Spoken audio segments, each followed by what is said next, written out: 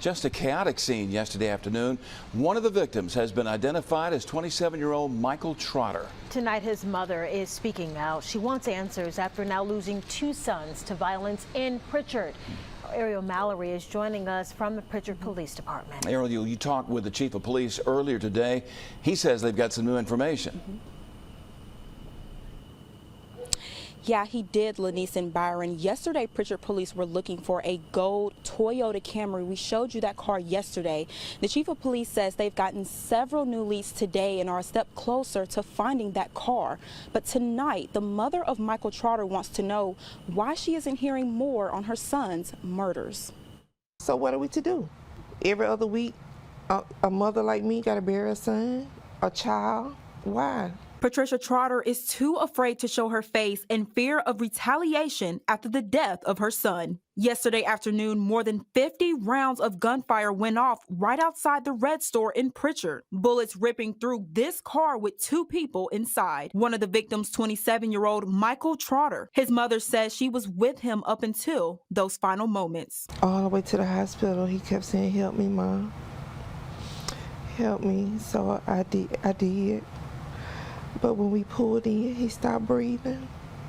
And about probably 30 minutes later, they told me he didn't make it. Prichard police tell us the person responsible was driving this gold Toyota Camry, saying the passenger and the driver jumped out and started firing numerous rounds in broad daylight. Patricia says she's angry because some young people have no regard for human life. I don't understand the young people. I mean, you take a life, why?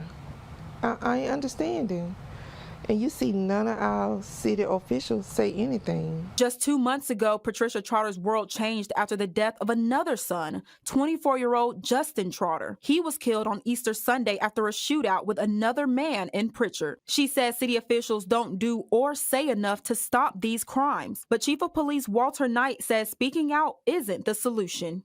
We can get on the news and give different response to different situations, but one question I like to ask is what the community is going to do about it. We can only do so much dealing with situations like that. But Chief Knight says it's difficult to solve crimes like this when people aren't willing to speak up, and with no cooperation from the public, it'll keep happening. At some point in time, we're going to have to get on one accord, and if we want to take back control of our communities, that's what we're going to have to do. The community is going to have to step up just like the city government is going to have to step up. We could get on camera and talk all day long, but until both the community and the city government do something together, this is going to continue. A woman who was in the car with Trotter was also shot and killed. Now, Prichard police have not released her name.